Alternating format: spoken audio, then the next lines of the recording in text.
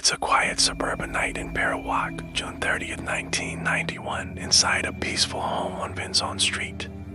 Family sleeps, but by morning, that peace would be shattered forever, and the house would become a symbol of one of the most horrific and controversial crimes in Philippine history. This is the story of the Vizconde Massacre, a national nightmare that, even decades later, remains hauntingly unresolved. When authorities entered the Vizconde home, they were met with a scene of unimaginable brutality. Estrelita Vizconde, 47, her daughter Carmela, 18, and Jennifer, just 7 years old, had been brutally murdered.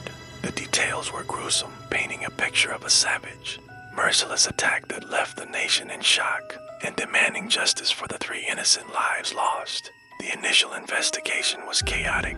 Leads went cold and pressure mounted. Then a figure emerged who would change everything. Jessica Alfaro. She came forward as a star witness, claiming to have been present during the crime. Her explosive testimony pointed the finger at a group of young men from prominent and wealthy families, including Hubert Webb, son of a famous basketball player and politician. The media frenzy was instantaneous. The case wasn't just a crime story anymore.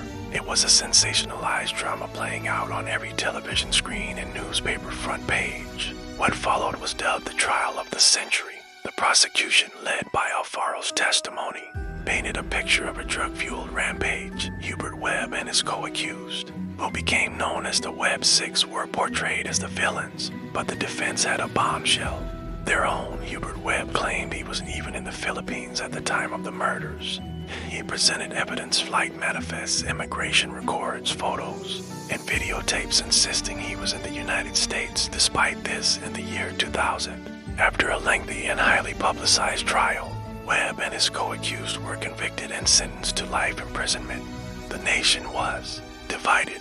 Was justice served, or was an innocent man framed? For over a decade, the convicted men remained behind bars in Laurel, Vizconde. The grieving husband and father believed he had found justice, but the story took another stunning turn.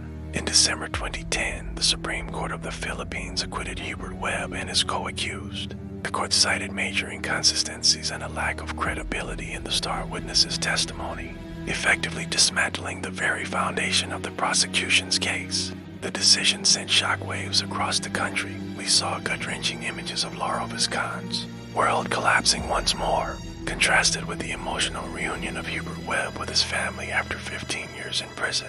The acquittal didn't bring closure, it reopened the wound. Today, the Vizconde Massacre remains a chilling cold case. The physical evidence from the crime scene, including crucial DNA samples, was mysteriously lost or destroyed while in custody, making a definitive resolution nearly impossible. The testimony that sealed the conviction was later deemed unreliable, but the main suspects acquitted and the statute of limitations long expired.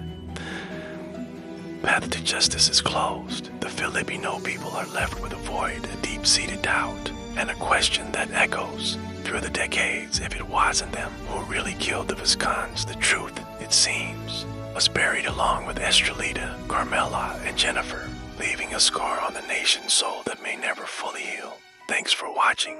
If this case has left as much of an impact on you as it has on us, consider subscribing for more deep dives into stories that matter.